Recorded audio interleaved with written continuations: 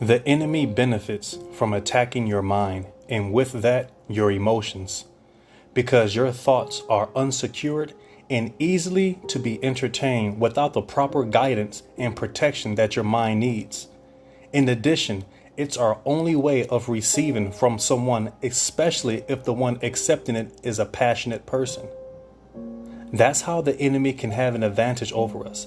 And his strategical method of elevating your painful moments mentally will cause you not to trust anyone. Incorporating that same defense attitude towards God, in which you won't trust him either. As wonderful and intellectual in what I'm about to say sounds, our only defense is when we avoid getting attached to someone. There, our feelings are shunned, and we're able to decline true relationship, even friendship, possibly maintaining the peace we have by remaining single. But how could we receive something good?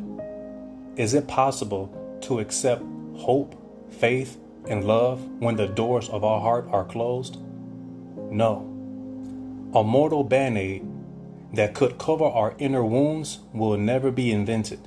Neither will it be discovered because it doesn't exist. So our only way to treat an inside problem is by numbing the hurt and filling in that void with something carnal. Sex, porn, drugs, alcohol, the company of family or friends who isn't foreign to our sufferings, or even entertainment. All are temporal portals that'll elevate you to an atmosphere of numbness. And from that position, addictions are formed. But the fantasy world doesn't have a lasting effect because it's not an eternal cure for our internal problems. Trust me, I have been victimized by these treatments for years. And in exchange, I was overwhelmed with guilt, shame, and regrets. And those evil elements will isolate you from a life of liberation. Since no band-aid can cover up your feelings, whatever is stored in your heart will naturally come out of your mouth. Sometimes you may even hurt those who are near you because your way of releasing tension is returning the favor, regardless of who's around, especially if you have a superior demeanor. Then you can treat anyone like the way you've been treated because you haven't gotten over the hurt that was once done to you.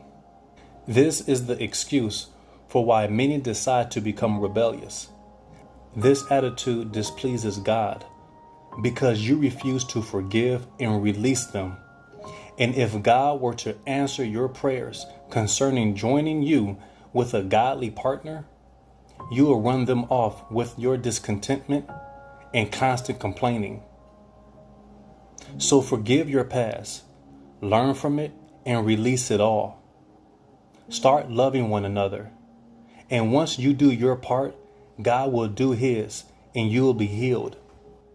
Perpetually checking your notifications give you a sense of release and joy, but it's never the cure. Put the phone down for a while, or check in moderation if you need to. But the only habit you need to commence is creating an atmosphere of worship and develop an interest in educating yourself with materials that are available at your disposal. Mental forgiveness is different from forgiveness of the heart. What God will do for you will be done by his hands only, not by your own strength, because you belong to the one who always loved you and not your past.